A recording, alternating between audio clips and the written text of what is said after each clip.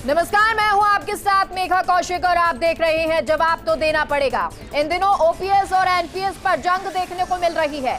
पुरानी पेंशन योजना को विपक्ष रामबाण के तौर पर इस्तेमाल कर रहा है और हर गैर बीजेपी शासित राज्य में मुद्दा उछाल रहा है। इस बीच राजस्थान सरकार ने केंद्र सरकार से एनपीएस का पैसा मांगा, जिस पर केंद्रीय वित्त मंत्री ने साफ तौर पर कह दिया कि एनपीएस के तहत केंद्रीय मद में जमा पैसा राज्यों को नहीं दिया जा सकता। ये केवल उन कर्मचारियों का पैसा है जो इसका योगदान कर रहे हैं। केंद्र और राज्य सरकार के बीच एनपीएस का पैसा फंस गया है। 5 लाख कार्मिकों के एनपीएस के 35,000 करोड़ को लेकर दुविधा है। ओल्ड पेंशन स्कीम को लेकर राज्य कर्मचारी पशुपेश में हैं। अब सवाल यही है कि ओल्ड पेंशन स्कीम से किसकी टेंशन बढ़ी है और क्या एनपीएस का पैसा राज्य सरकारों को नहीं मिल सकता। आज की चर्चा इसी पर।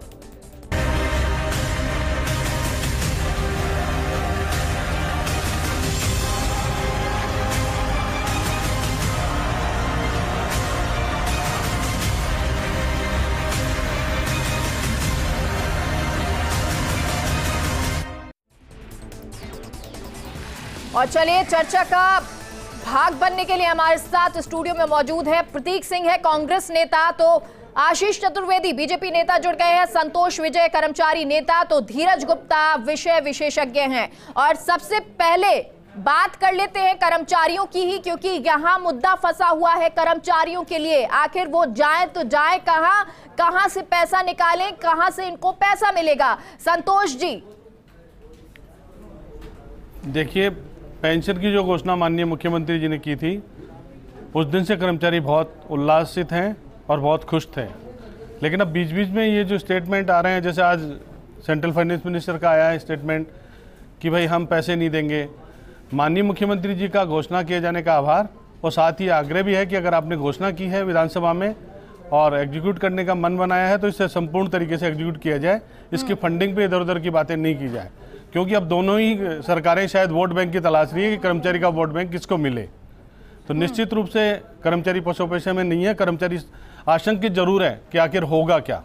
एनपीएस की घोषणा हो गई, कर्मचारियों में खुश हो गई, गुलदस्ते भेंट कर दिए, माननीय मुख्यमंत्री जी का आभार व्यक्त कर दिया। लेकिन अब ये जो नया विषय खड़ा हुआ है जो रिजर्व फंड का है, इसको मुख्यमंत्री जी को सॉर्ट आउट करना चाहिए। धीरज गुप्ता जी, आप विशेषज्ञ हैं, आपसे इस पूरे मसले को समझना चाहेंगे कि आखिर क्या वजह है जहां केंद्र कहता है कि नहीं, हम नियोक्ता को नहीं दे सकते हैं, ये तो कर्मचारी का पैसा है, और राज्य सरकार जो है वो कहती है कि हमको ये पैसा लौटा दें।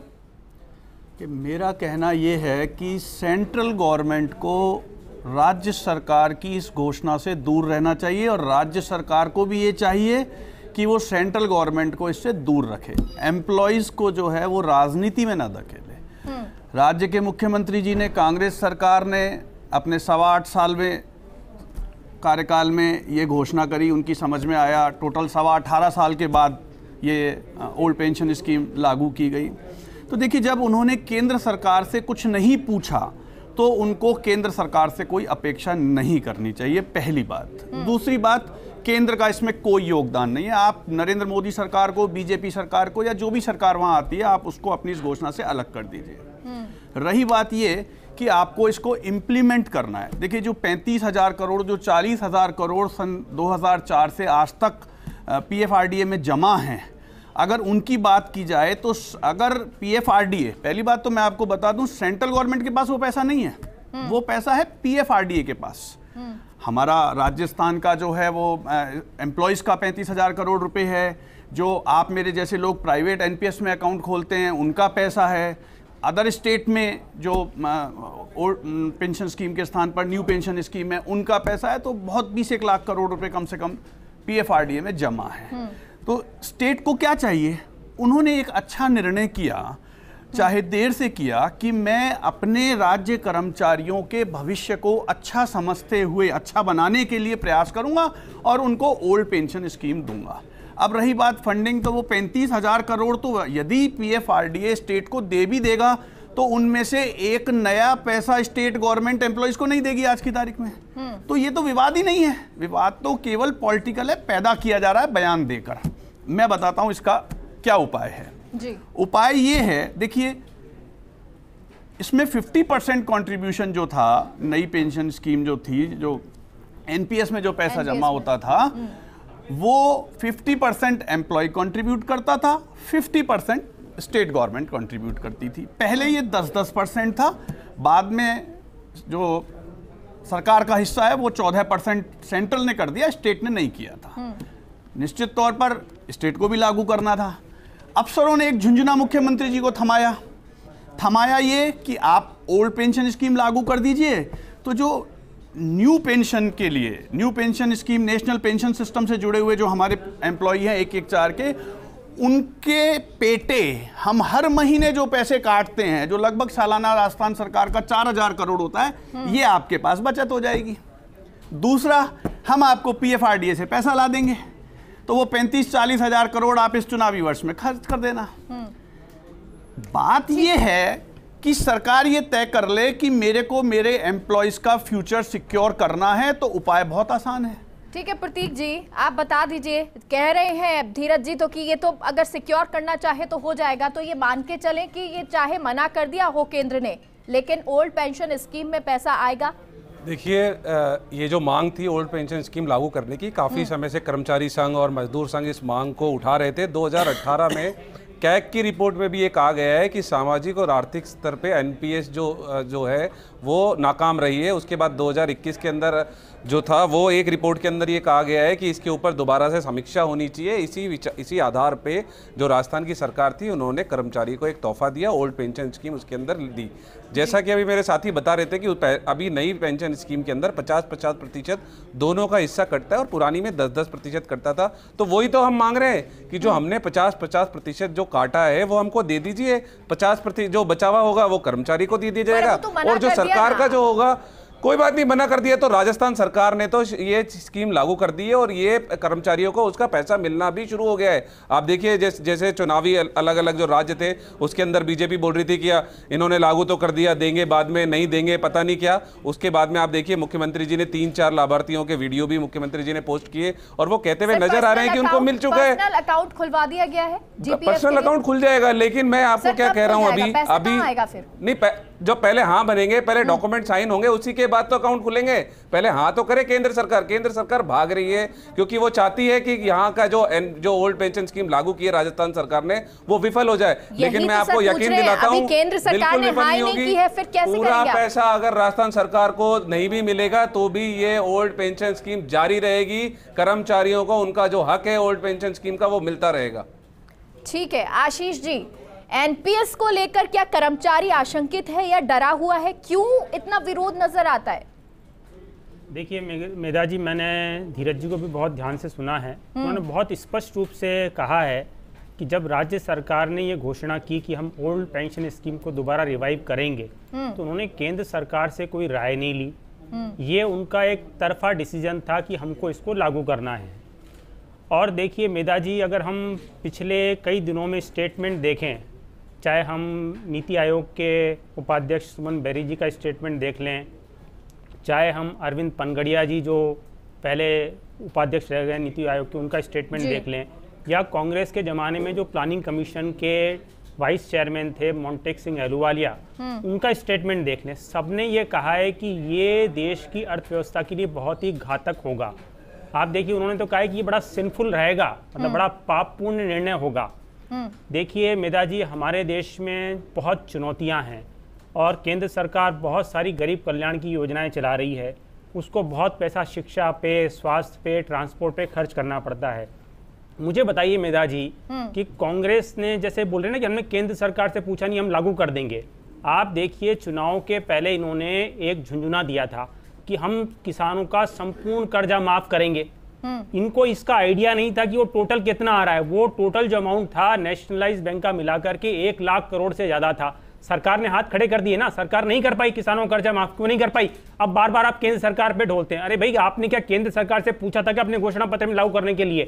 ये केवल कर्मचारियों को झांसा देने का काम कर रहे हैं और कर्मचारी बहुत समझदार है। और ठीक है, एनपीएस अगर लागू रहती है तो ऐसे में फायदा भी होगा और बहुत टैक्स भी जा रहा है। चलिए मान लिया आपकी बात ये सही है, लेकिन आशीष जी, धीरज जी तो ये भी कह रहे हैं कि इसका कोई लेना देना नहीं है, केंद्र को इस तरह से नहीं करना चाहिए। फिर नहीं, केंद्र देखिए वो तो बहुत, उन्होंने कहा ना कि केंद्र सरकार इसमें पार्टी नहीं है।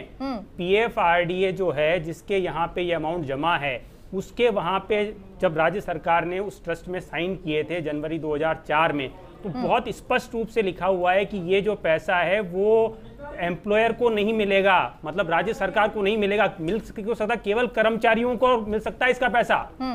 राज्य सरकार को चाहे केंद्र सरकार तो भी नहीं दे सकती। तो ये किसी तरह का समझौता है? ये देखिए, ये सरकार को बहुत अच्छे से पता था मेधा जी, सरकार इस बात को जानती थी, लेकिन सरकार ने सोचा कि भाई हम 4000 करोड़ रुपए इस साल सेव कर लेंगे।